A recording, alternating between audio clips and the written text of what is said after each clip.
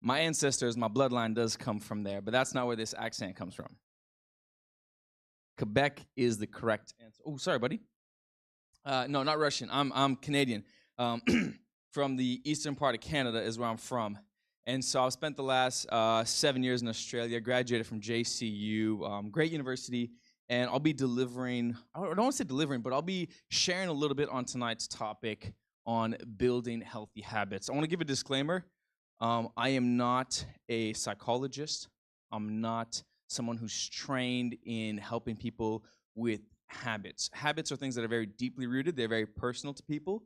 So in the information that I'm sharing, it's going to be a little bit of a generic, so to speak, kind of information, a little bit of an overview. We'll dive into a little bit of personal stuff, but nothing will be super personal. If you have a great question, ask it, shoot away. I may not have an answer, but it doesn't mean that your question wasn't legit. It just means I don't have an answer for you. Does that make sense? So that's just a disclaimer at the beginning. The other thing is that, right, with all these topics that we've been sharing every single night, you may have questions. You may have a personal psychologist or a personal GP who's giving you some advice about life. Take their advice because they probably know you better than I do. They probably know you better than Ore does, right? We're coming here to give general information to the general public. This isn't something that we cater to one specific person. So with that, just be in mind that anything that we share, if it speaks to your heart, great. That's amazing. But, always consider that, hey, maybe that was something that needs to be a little further followed up with, okay? Just putting those disclaimers out there so that people are just aware. We're sharing this to help people, not to harm people, not to do anything else. But yeah, I'm just going to make sure my clicker works really quick. See if this works. Okay, it does work. So, how you doing, buddy? You want to go take a little seat? See some people. Okay. So just a quick recap. We'll just quickly jump through what we've been, talking about for the last few nights. So tonight's topic is building healthy habits. We started the series on the first night with understanding your mind. Dr. Ori shared a little bit about that. And then we had on our second night the digital brain, talking about the fact that we live in a very plastic glass world where there's all this technology around us and it influences us. Another disclaimer, if I'm speaking too fast for you to understand me, just put your hand up and I can slow down. I tend to speak fast. If you don't understand me, I'd rather slow down and you understand than me just speak super fast and you don't understand. Okay? All right, super. So second night, we talked about the digital brain and understanding what goes on in there with the technology that we have and how that influences us. On the third night, we talked about, which was last night, sex and mental health and how it influences us. It was a very hot topic, a lot of questions, a lot of discussions, really great topic. Tonight, we're going to be talking about habits. Taking a little bit look at all of us. We have different habits in life. How do we tackle them? The next night that we're going to be looking at relationships and resilience, how both of them are dependent on each other and they go in connection with each other. And then our final night, we'll be looking at purpose, growth, and mental health. Super important thing because at the end of the day, if you don't have a purpose, you're going to struggle a lot with everything else. So would recommend coming to that one. So when we get to building healthy habits, we're meeting today in the Aitkenvale church, and as it's custom here, we just have a word of prayer before we start. So I'd ask you to just, if you're respectful, just close your eyes. We'll say a quick word of prayer, and then we'll get into it. Father God, thank you so much for the privilege and the opportunity to come here and to talk about habits. We ask that as we do this, you would open our minds so that we could have a better understanding, give us clarity and insight, and help us as we struggle through the different questions on the topic. In Jesus' name we pray, amen. Amen. Okay, habits. So, go back for a second. When it comes to habits, how long do you think it takes to form a new habit? People say 21 days, people say 30 days. Any of the numbers out there? Throw a number. 1 year. Okay, well, make it a realistic number. 3 months. So there's different numbers out here. What the literature shows is that you can start making a new habit right now, right? But it doesn't mean it's going to stick around. So here's the thing, right? Whenever you decide you're going to do something, you think, I'm going to pick up my water bottle with my left hand, and I'm always going to pick it up with my left hand. I just thought that, and I just did it. This was step one of the habit. Step two is to continuously pick up the water bottle with my left hand. A lot of us are good at step one. A lot of us struggle with step two. Does that make sense? Continuously picking up the water bottle with the left hand. And what happens is the more you pick it up, the more you get used to it, and eventually after 21 days, it becomes a habit of you just pick it up. But 21 days, the habit's still pretty fragile, if we can use that word, because your brain is making a new connection, a new thing. Every time I pick it up with the left hand. But after 21 days, you got a pretty good habit there, but it's still weak. You really want to solidify the habit? It's going to take 3 months. So that's where people get these different numbers. It takes 3 weeks to break a habit. It takes 3 months to break a habit. There's truth in both of those sayings. It's more how strong do you want that habit to be, and then the longer you've been going for, the harder it's going to be to break the habit. So when it comes to habit, have you guys ever heard practice makes perfect? Has anybody ever heard that? I've heard a doctor rephrase that, which I think is way more true, and they said practice makes permanent. And that's a more truthful saying. Practice doesn't make perfect, it makes permanent. If you practice the wrong thing, you've just permanently memorized the wrong thing, right? 2 plus 2, if you memorize that to be 3, you've permanently memorized the wrong thing. And the thing is, the more we practice something, the more we make it permanent in our minds, in our habits. How many of you guys brush your teeth? Okay, hopefully everybody's hand went up. If it didn't go up, maybe you should talk to your parents and have a question. Now, how many of you guys are right-handed? Put your right hand up. Okay, put your hands down. Who's left-handed? Put your left hand up. We have 1, 2, 3, potentially. I'm not sure about that third one. Okay, for people that are left-handed, with what hand do you brush your teeth? For the left-handed people, when you brush your teeth at night, what hand do you use? Use your right hand, but you're left-handed. Okay. And what about you as well? You're left-handed. Do you brush your teeth with your left hand or your right hand? Left hand. Okay. For the people that are right-handed, when you brush your teeth at night, do you use your right hand or your left hand? Right hand. Okay. Is there a right way to brush your teeth? No? I mean, with regards to which hand you use. Most people that are right-handed brush their teeth with their right hand. Most people that are left-handed brush their teeth with their left hand. Now what you do is when you use one hand or the other, your brain becomes more dominant on one side or the other. And I'm sure you guys have heard about the different kinds of atmospheres of the brain, so the brain does the opposite. So if you use your right hand, you're using the left part of your brain. Whereas if you use your left hand, you're using the right part of your brain. What's interesting is that when people go through accidents and they have amputations and they lose limbs, they have to learn to use the other arm. If they were right-handed and they lose their right arm, they now have to learn to use their left hand. But the thing is, before you wait to get an amputation, you can actually do a change you can change your habits so that your brain becomes more ambidextrous. A simple habit that you can do is when you go home tonight, try to brush your teeth with the other hand and see how difficult it is. Some people, when they try to brush their teeth with the left hand, they start moving their head up and down rather than moving their arm up and down. Because it's easier for them to move their neck than to move their arm. They try to, and they're shoving their toothbrush all over the place. But I was like, at the beginning of this year, I told myself, I want to try something. I want to try brushing my teeth with my left hand. And so I was like, okay, well, I used to always pick up my toothbrush with my right hand, and then I'm going to brush. I'm like, oh no, I got to do it with my left hand. And it actually took me about 3 weeks to start realizing that I need to pick up my toothbrush with my left hand first. So that right from the beginning, my habit is I've picked up with my left hand, it now stays in my left hand, and I brush my teeth with my left hand, and then I put it down with my left hand. And after about a month, I started at the beginning of January, beginning of February, I remember one day I went to pick up my toothbrush with my right hand, and I was like, early in the morning, and I'm like, something just feels wrong.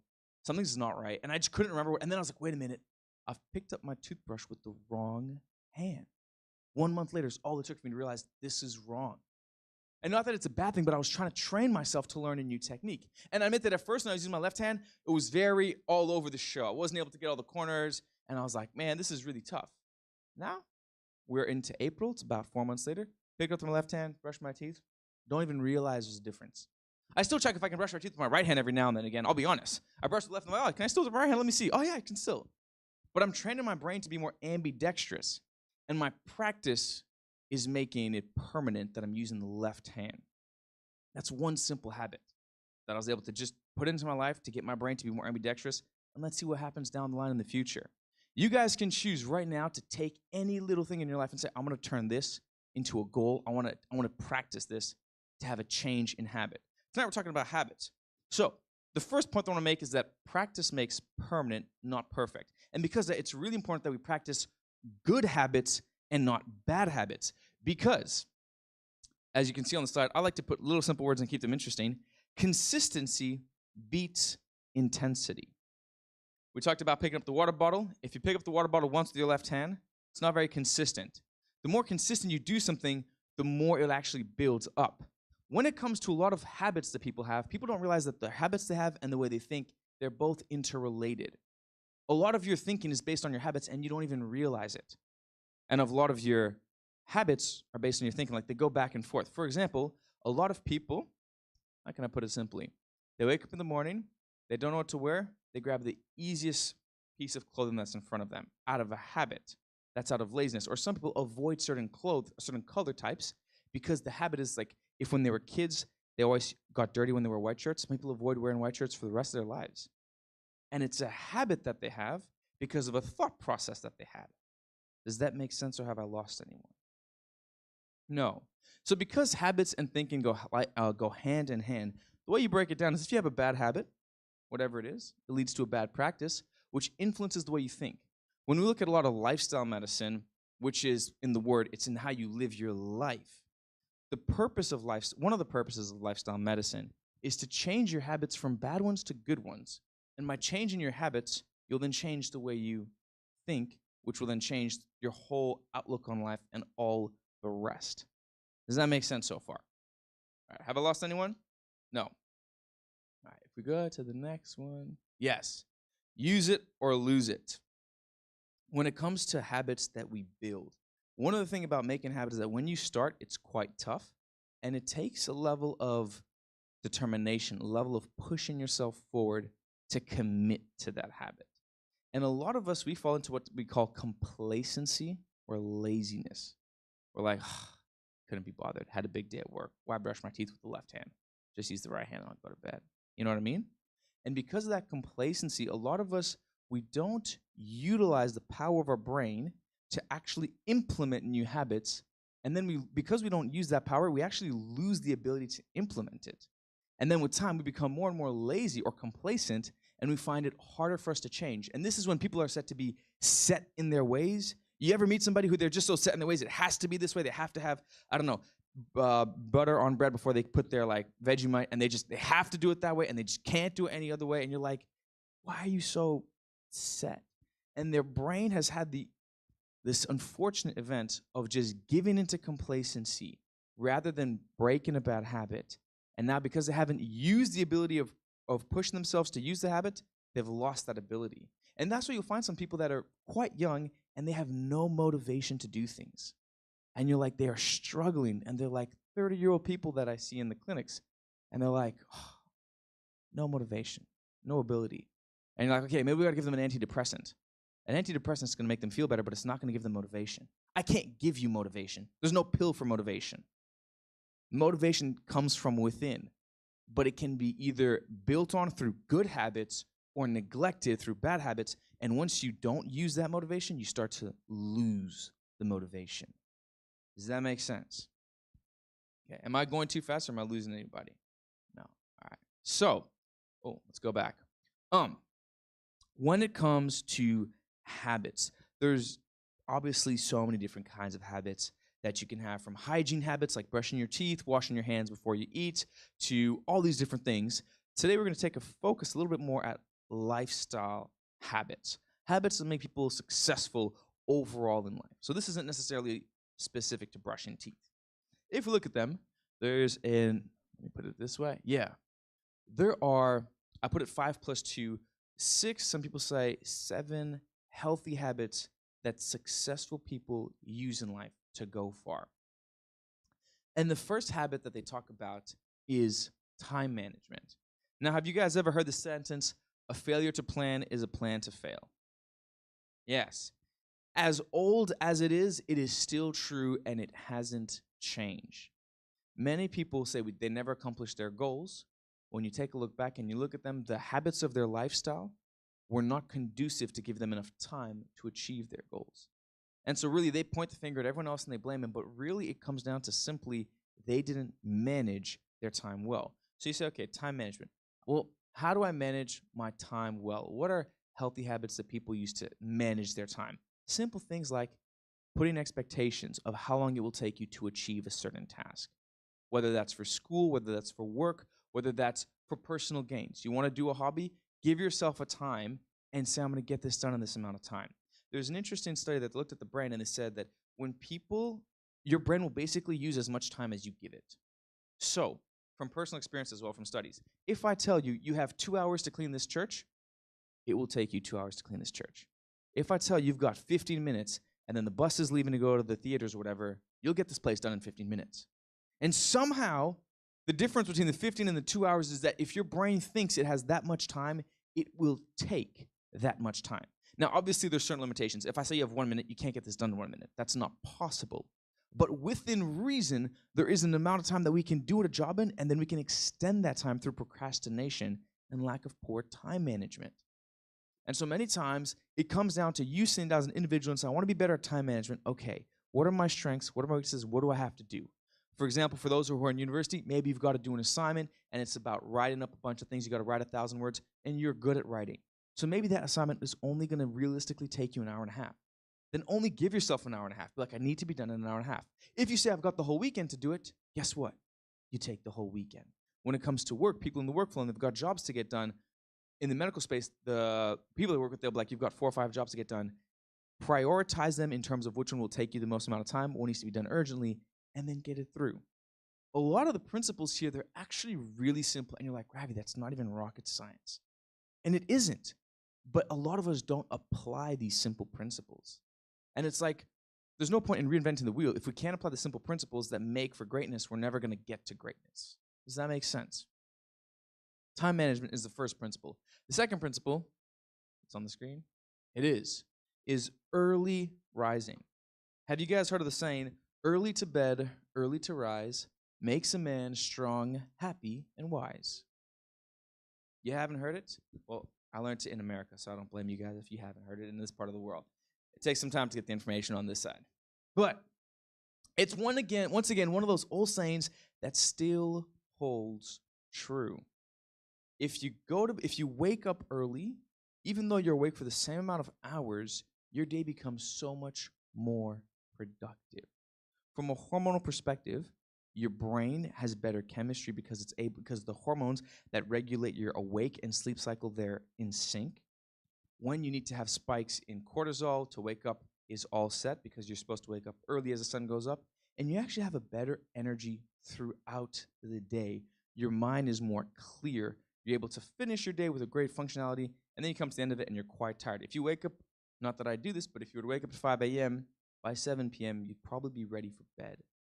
What a lot of us do in this modern generation is we live in the night owl generation.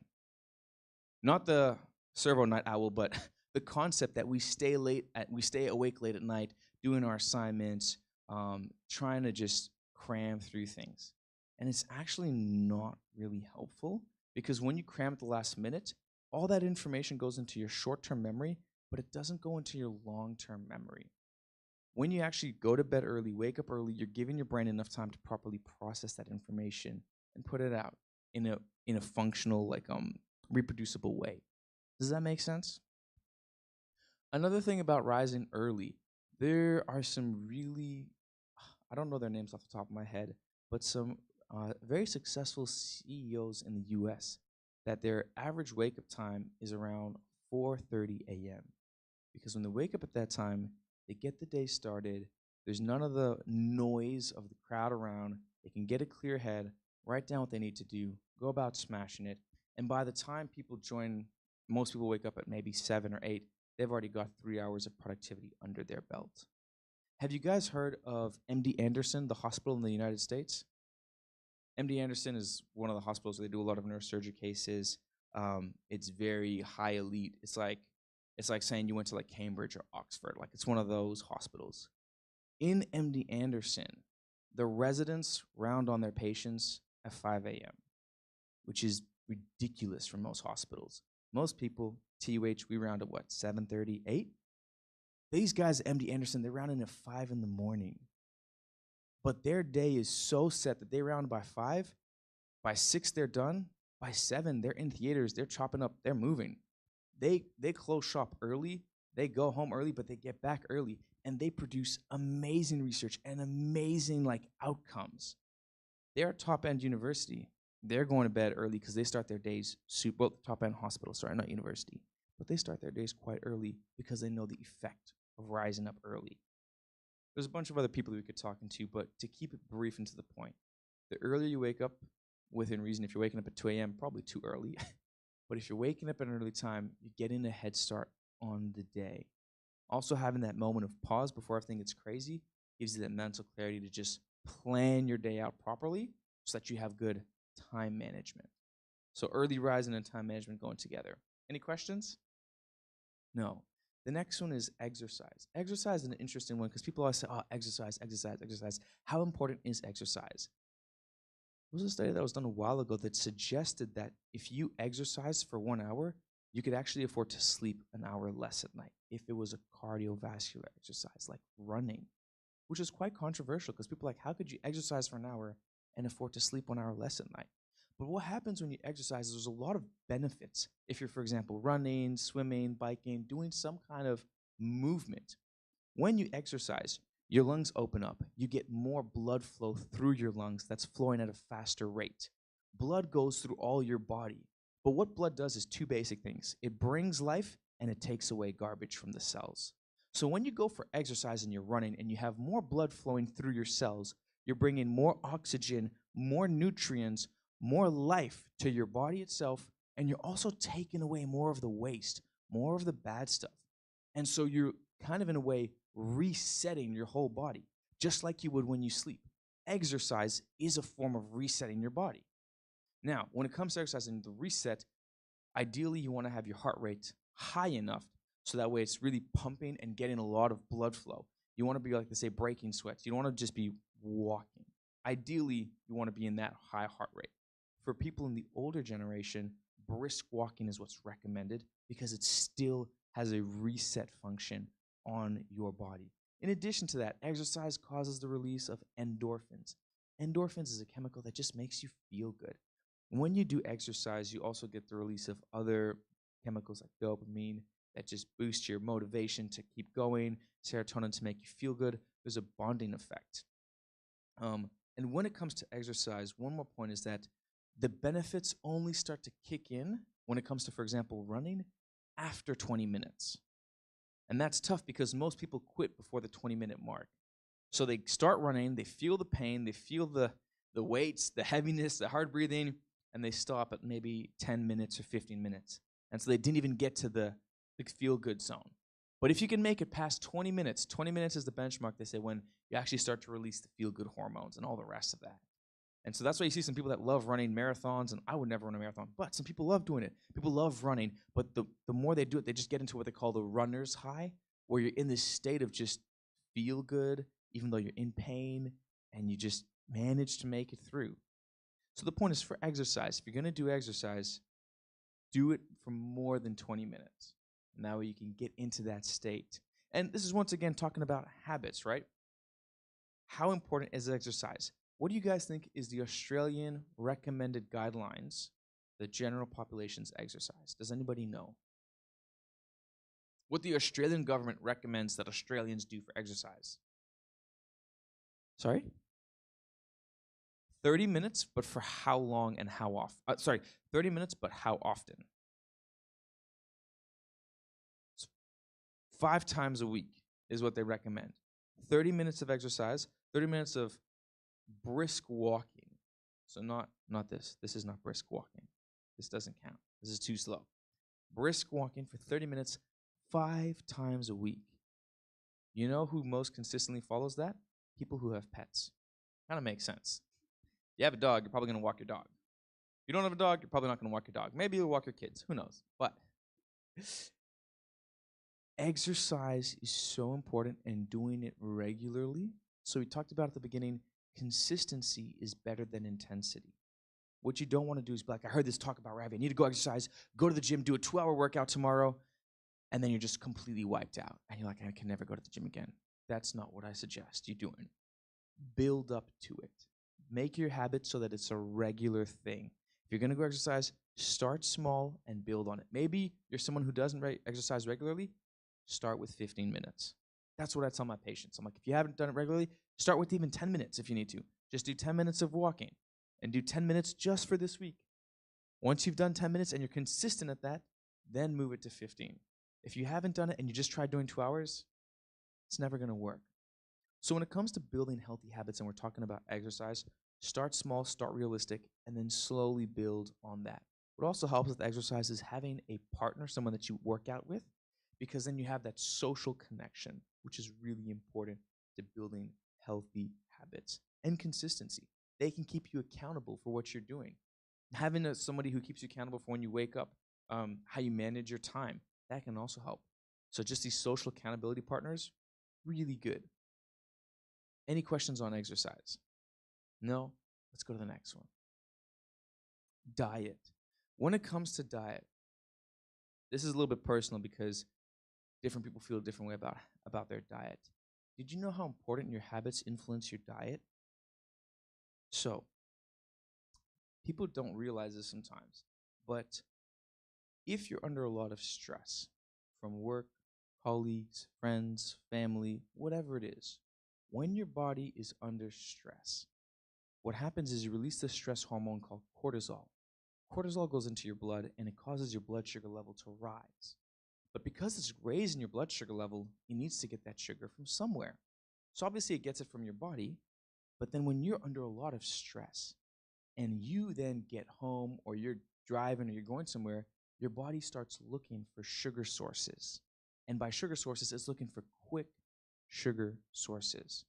Well, what's a great way to get a quick piece of sugar inside of me? Have a break. Have a Kit Kat. Has anybody else seen that ad? Do you know how successful that ad is? Have a break. You having a stressful day, bro? Have a break. Have a Kit Kat. That's exactly what your brain wants. And if you don't know about it, you can actually look at this. Look at yourself. Look at some people you know. When they're stressed, the food options they go for is never whole grains, a nice, well-cooked meal. They don't go for the broccoli. They go for the quick sugars, whether that's chocolate, lollies, a biscuit, a cookie, a snag, you name it. And we live in a society that actually says that, working hard and working long hours is good. And so we promote this society that actually induces stress. Now that we've induced stress onto your body now seeks out quick sugars to fix it. You're going for the soda drinks. You're going for the pies at the servo. You're going for the chocolates, and you don't even realize it. And the thing is, you think it's a one-off. Oh, it's just today. It's just Thursday. I need to just get to that meeting tonight, so I'm just going to grab this and go. But what you've done is you've just turned a habit on. The habit is when I'm stressed, I keep going for this. And then what happens is because you turn that into a habit, you're stressed, you keep living in stress, you go through 5 days of stress, the weekend comes and it's time to relax, but your hand has been reaching for the chocolate 5 days a week. Guess what happens on the weekend? You reach for the same chocolate. And then you're like, I don't even know why I'm eating this, but I'm just eating this. And I talk to patients and they say, I don't even know why I smoke sometimes, but I just smoke. And it becomes a habit that stress has induced on you. And so your stress has now changed your habit, which has now changed your way of thinking. Because now you always go for the meat pies, you always go for the sugary things. You start thinking, man, I just really want that Kit Kat. I haven't had that Kit Kat in a while. Man, that Kit Kat, I need a break. I need that Kit Kat. I can't stop thinking about it. And a month ago, I wasn't thinking about the Kit Kat. I was totally fine. But new job, new stress, all of a sudden, Kit Kat's on my chest. Does this make sense? And so when it comes to exercise can help lower the cortisol, de-stress us, which then can actually help us make wiser decisions about the foods that we eat and that we choose. Does that make sense? And your habits and how you think will influence your diet. So a lot of people as well, what you were raised with eating is what their palate is used to. If you were raised eating a lot of sugary foods, you're going to enjoy sugary foods. And so now when it comes to breaking that habit and picking a new habit, it can be quite hard. But there is a concept which is the addition rather than the removal. And so it is that, right? Some people say, okay, you've got a bad diet, you've got to cut this stuff out. Great. You cut it out, but then you look at your plate and your plate's empty. And you're like, well, what am I going to put on my plate? If you use the additional concept rather than the removal concept, the subtraction, the additional concept says, hey, you know what? You've got a bad diet, just add some good food in. So, right, you've got a bad diet, just add 2 raw carrots a day to your lunch. Maybe even start with 1. Just start with 1 additional raw carrot a day with your lunch. and 1 banana with your breakfast. Just add that. And make sure that you eat that first, and then you eat your lunch. Eat your banana first, then eat your brekkie. By adding this nutritious food to your diet, what you're doing is you're giving your stomach some good stuff, but you're also filling it with the good food. And so then you'll find that by adding, you actually then have less space in your stomach, so then you're less likely to finish the bad food that's on your plate. And then by adding a little more and a little more, you can start to change your diet over until you have a plate full of good food and no longer bad food. It's really hard for people to change their diet, and cutting out is important, but you need to add something in, because if you don't, you leave an empty space, and your stomach is going to growl at you when there's that empty space. Does that make sense? The other thing about habits when it comes to diet is that your gut is your second brain. I know Ori's been talking a lot about the main brain, but your gut is literally your second brain. What you eat impacts the bacteria in your gut and what they can break down. So let me make it really simple. Imagine I go for dinner and I've got a plate with rice, chicken, and steamed carrots. All I've got is 3 things on my plate, and I eat that. The bacteria that are in my gut that break down rice, they're going to grow because I'm eating rice. The bacteria that break down chicken, they're going to grow because I'm eating chicken. And the bacteria that break down carrots, they're going to grow because I'm eating carrots. And imagine I eat these 3 ingredients every night for a month. Those bacteria in my gut are going to grow a lot. And then I decide, you know what? I heard Ravi's lecture. I'm going to change my whole diet. I come home and I eat broccoli, I eat spinach, and I eat chickpeas. Boom, complete change. The gut bacteria inside of my gut that breaks down broccoli barely exists. And I'm just now slamming it with all this broccoli. The one that breaks down spinach barely exists, and I'm slamming it with all the spinach. And the one that breaks down chickpea, maybe there's only a couple bacteria left, and I'm slamming them with all these chickpeas. Guess what's going to happen inside here? It's not going to be a party. They're going to be upset. And people who do these drastic changes, they then say, man, I tried going vegetarian, and it was terrible. I had all kinds of gastric issues, and no, it's not for me. Trust me, the chicken's for me. It's not for me. And it's actually, there's a reason behind. It's not because they're crazy. It's not because they're special. It's because the bacteria in their guts aren't there yet. And so when it comes to changing diet, you want to do it gradually, and you want to do it consistently. You're not used to eating carrots? Add 1 to your diet. You're not used to eating greens? Add a little bit of greens. Add 1 piece of broccoli. Start with something small, and then slowly make it 2, make it 3, and add it. And by doing that, you give the bacteria in your gut a chance to grow. While you're doing that, you can also start cutting down. You used to eat 2 big servings of chicken. Maybe you're taking 1.5 servings of chicken, if that's whatever food you want to cut down, for example, right? You used to eat 2 big scoops of rice. Maybe you're taking a little bit less rice. You're putting a little bit more chickpeas. And by slowly transitioning that, you can change your habits in a way. But you have to be cognitive. You have to decide, okay, I'm going to add this to my diet. I'm going to add 1 piece of broccoli, 1 piece of carrot. That's an easy way to change your diet, and that will then change the way you think. Because what the bacteria do when they break those foods down is they then release chemicals that actually make you feel good or make you feel more relaxed, depending on what you eat.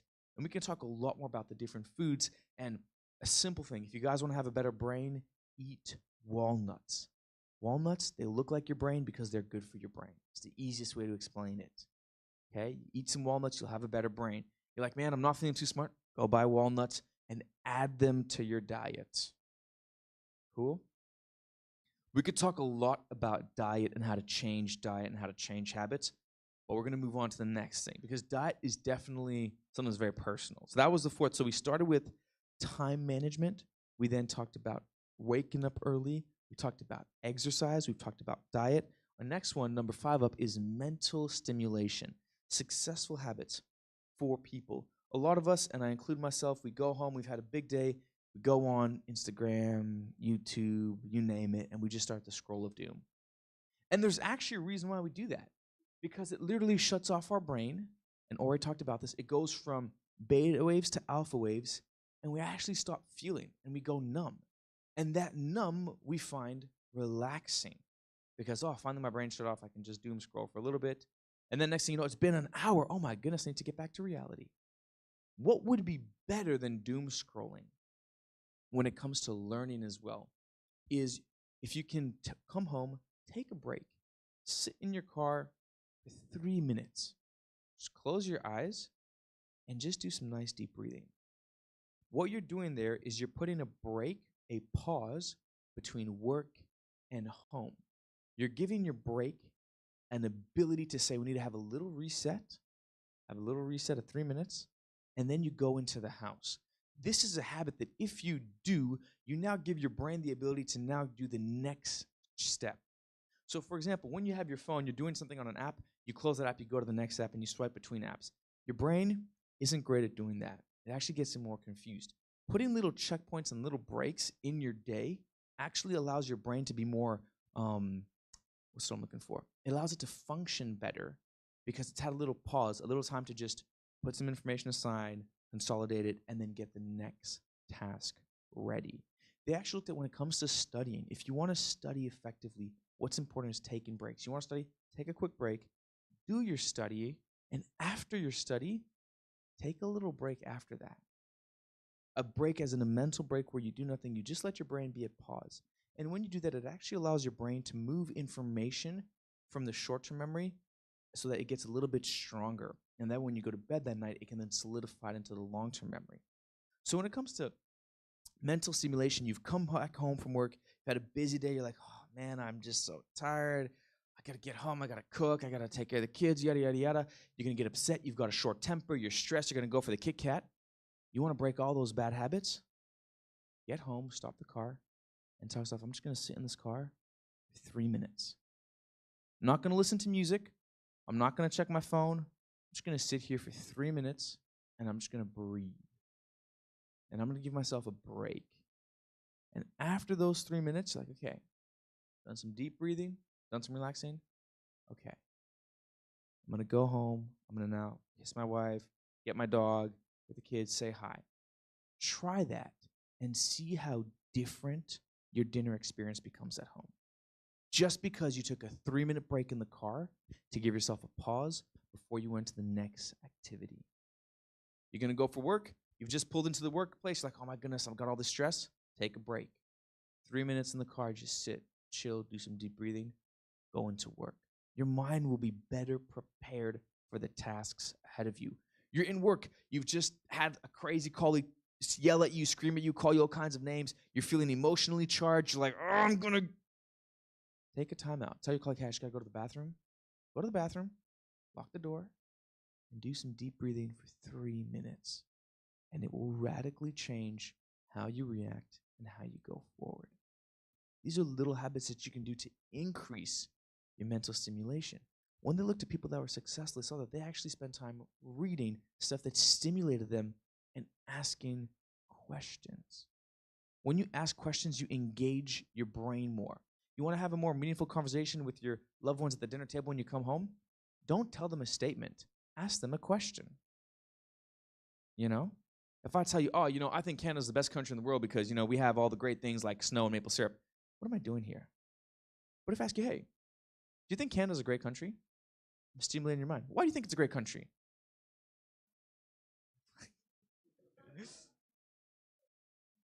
Asking questions stimulates your mind, and it stimulates the minds of those around you. You want to have a more meaningful dinner conversation? You come home from work, take a 3-minute break in the car. Don't think about the question you're going to ask them. Just chill. No music. That's important. No music. Just a break, a timeout. Go in, start popping some questions off. And these simple habits that you can do will radically change the experience that you have at home. Let's go to the next one. Another habit when it comes to successful people is grit. Grit is another element, another secret sauce to it. Grit's a big word, but it basically means persevering even when it's painful. And this is you can see I put the +1 in the bracket. Grit is not easy because it means you're persevering when it's painful. People who end up being successful with their habits, sometimes the habits are easy, but it's when it gets difficult to keep doing it, that's when you need to bring out that persistent, that tenacious side of you. And like we said, an easy one is when it comes to exercise. You get up, you go to the gym. Monday comes around, you're like, I don't want to go to the gym, it's Monday. You need that grit to get you out of bed, to get you into the gym. Oh, I don't want to wake up early. I went to bed last night late. Yada, yada, yada. Excuses, excuses, excuses.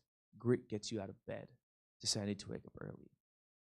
You're saying, oh, man, I should take 2 hours to do this assignment. No, grit says you're only going to do it in an hour. It's probably one of the harder ones. And when we talk about motivation, there's no pill for motivation. You can't receive motivation from someone. You can hear a motivational story that can inspire you, but motivation is an interesting combination where it has to come from within. You have to make that decision. I'm going to put this grit out. I'm going to display this. I'm going to do this.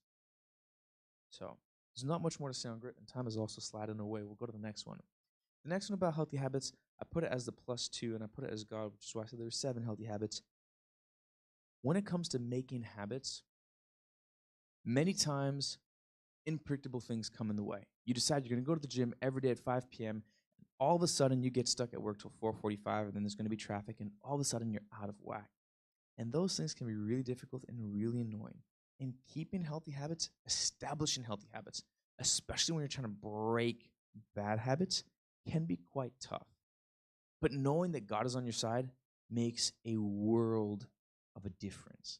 And that's where it becomes more of a personal thing with you and God and how to break that bad habit. God gives people crazy amount of strengths. And there's a lot of stories that you can hear from people that are around today, people that used to be addicted to all kinds of substances. How do they overcome their addictions? People who wanted to achieve great goals. How do they achieve their great goals? And it's true. Many people will achieve great goals and they won't give any credit to God, and they'll even be atheists. But there's so many people that do it with God and that find it so much, if I can say the word, more rewarding, more encouraging, to remind them they're not alone. We don't have to do this alone. We always got God by our side. So that one's just a really short, sweet one. And then if we just kind of go to summarize most of these things up, when it comes to some of these foundational habits, I think sleep was in there somewhere. Must have slipped my mind. When it comes to making habits, we've spoken about a lot of these things, but actually if I go back this way, I'll go back to the 2 most important things. And it's the practice makes permanent. It doesn't make perfect. If you practice the right thing, you have a good result. If you practice the wrong thing, you'll have a bad result. Practice makes permanent. And the other thing is that, just go here. Consistency beats intensity when it comes to habits. Consistently working on those little things we talked about, taking a 3-minute break when you get home so you're ready for the mental stimulation. Adding a fresh veggie to your plate so that you got a better diet. Regularly exercising for at least 20 minutes or more. Regularly setting alarm clocks to wake up at the same time. Setting reminders so that you can manage your time better. Consistently doing these things will have better impact than trying to rewrite the wheel and make a novel book out of it. So those are probably the 2 main takeaways when it comes to building healthy habits. At this point, I'll say, do you guys have any questions? Was that a hand for a question?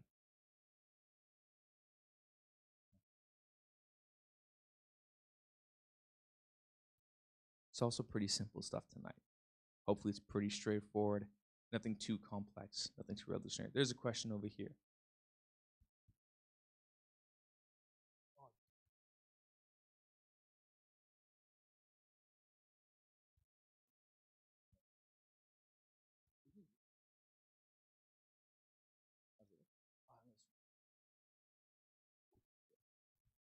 When you're at work, Yeah.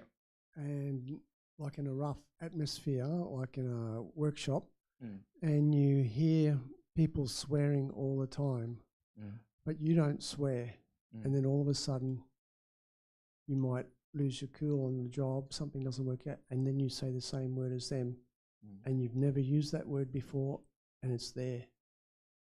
And then weeks later you'll say it again. Not that you're choosing to say it, it just happens. Yeah. And you struggle with it and you say, I don't want to say it. But then something hard, or you hit your finger or something, and then you say it. And you've never chosen to say it, but because you're in that environment, what do you do?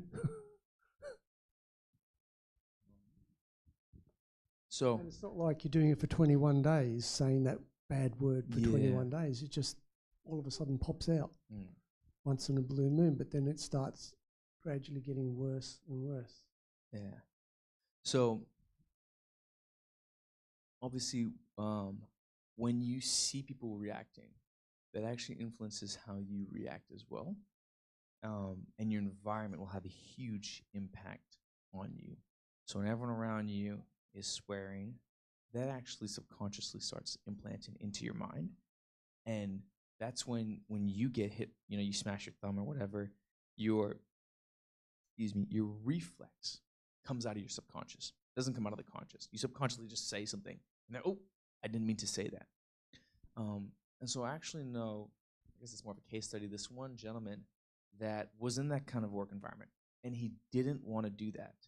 And so what he decided is that he trained himself, basically, that he was going to have a neutral, non-aggressive word that he would use if he ever stubbed himself.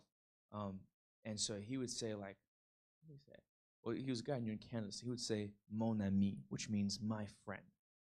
And so he trained himself that if he stubbed his toes, my friend. And he literally would practice just like not hurting himself, but just when things don't go his way, just saying it and forcing himself to say it. And by doing that, he basically retrained his brain that even though he was in an environment where people would swear when they do things wrong or when they stub their toe or whatever, because he pushed himself to just say that and say that and say that, when he stubbed his toe now, the natural reaction that came out was, my friend. And so it was about retraining his brain to have a reaction. Because most of us, we don't train our brains how to react. We hit our toe and we say, oh, or whatever comes out of our mouth. But when you're in a place where everyone is retraining your subconscious brain to say, this is how you react, he conscientiously had to train his brain to react differently. So that would be the suggestion that I would make, that if people are subconsciously training you, consciously train yourself differently. I hope that was helpful. Yeah.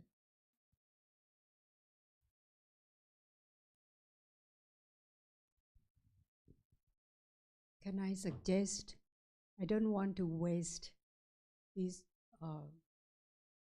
it's a good talk which deal with our life very specifically, just like when you listen to many talk and many sermons. Can I suggest that we have not 3 minutes in the car, but 1 minute or half a minute here to think. Everybody think of one bad habit, or one good habit, or one bad habit that each one of us has. And that one, choose one, and this half minute, think which bad habit that I have that I want to use the grit and use God to get over it. Can we have that half minute to think, each one of us, so that when we go home, we have takeaway to deal with? What I would suggest is that we first give people an opportunity to ask questions, just because they're recording the session. So once the questions are over, we can then have time to sit and reflect. Yeah. Any other questions? I have a question. Go for it. I'm always running late.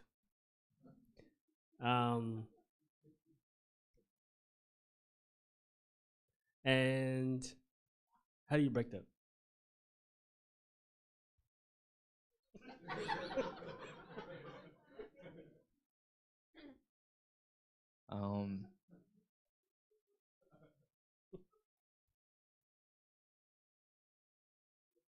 That's there's a lot of approaches to that. You could say, is it a priority? Is it a lack of awareness of time?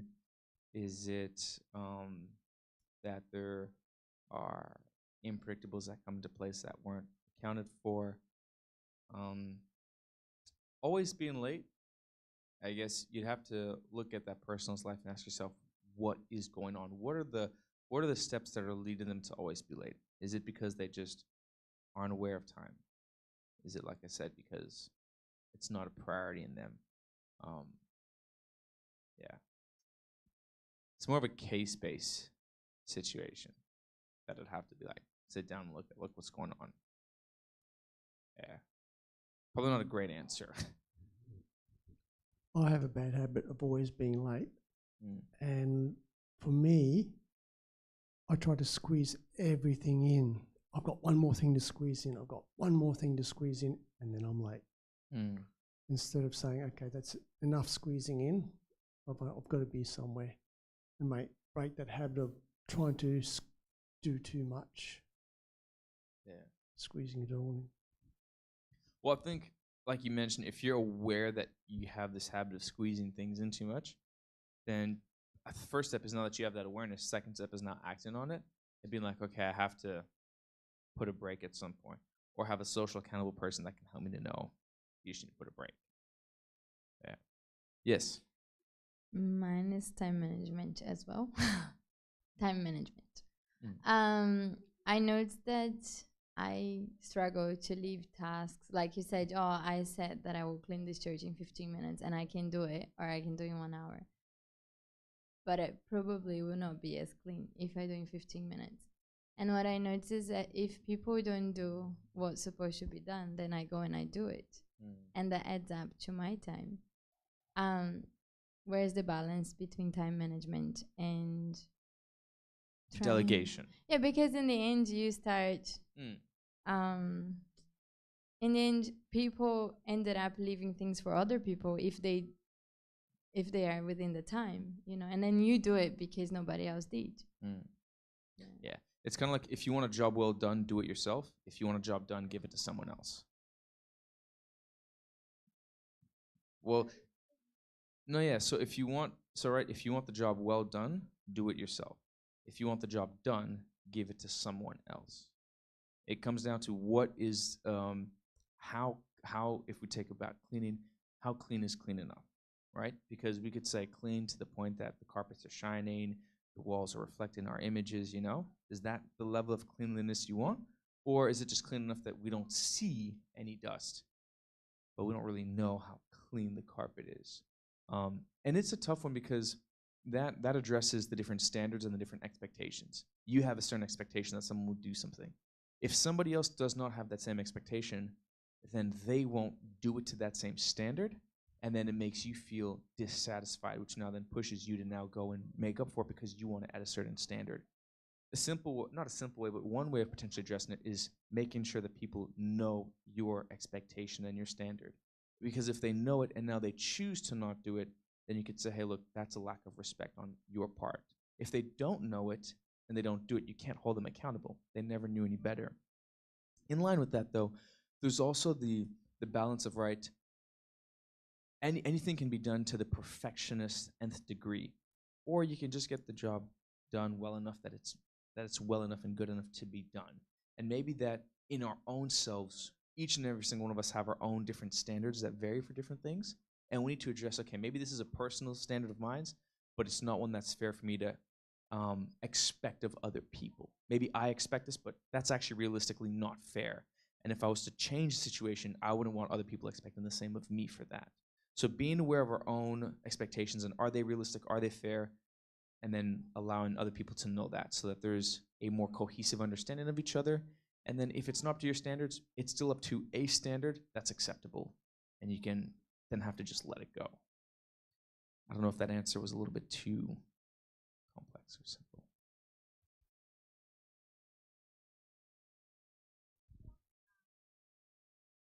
There was a time that I decided to do the time management and just do what I was told to do and leave it.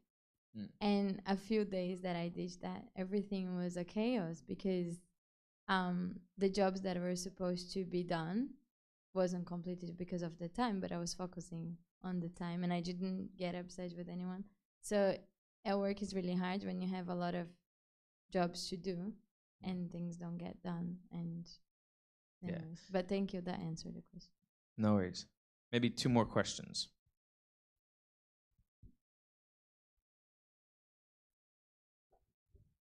Yes, mine is a 2-part question.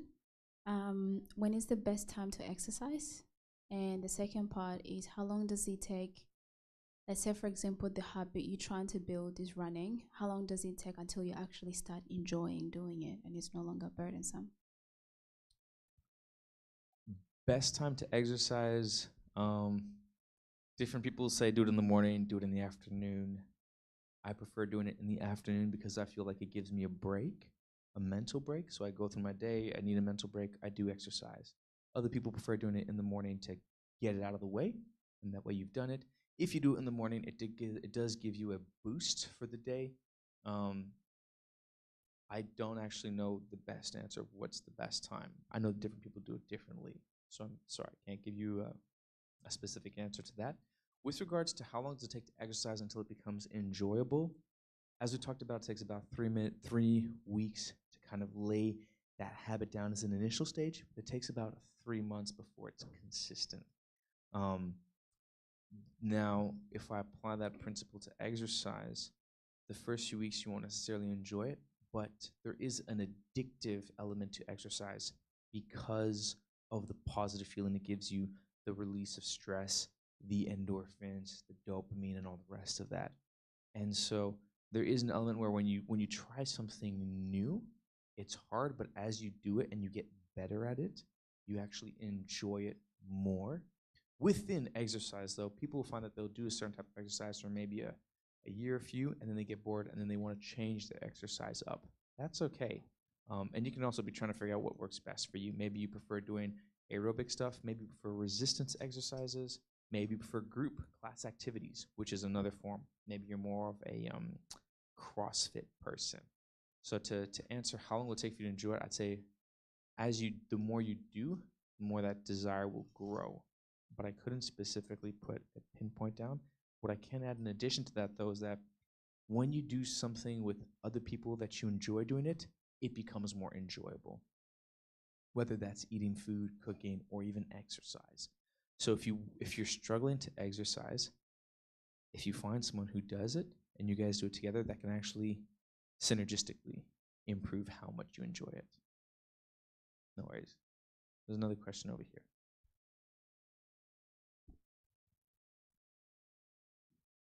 Hi, Ravi. More than a question, I would like to point to do or to grow new habits. It's a very good point. But we also need to remember to be flexible because sometimes we get too focused on create a new habit that when we fail, we just become it becomes something a little bit negative. So just remember, if we're gonna focus on a new habit, to create a new habit, remember that it's step by step, and we can fail sometimes. We need to be very flexible, so our brain is flexible as well. So yeah, just that. Yeah, no, it's all good. I mean, nobody learns to walk perfectly when they start, and nobody expects a newborn to get up and walk their first time. They stumble, they fall, they make mistakes. And we're very understanding, and it should be the same way with habits. So yeah, thank you for sharing that. Any other last question? There's one there.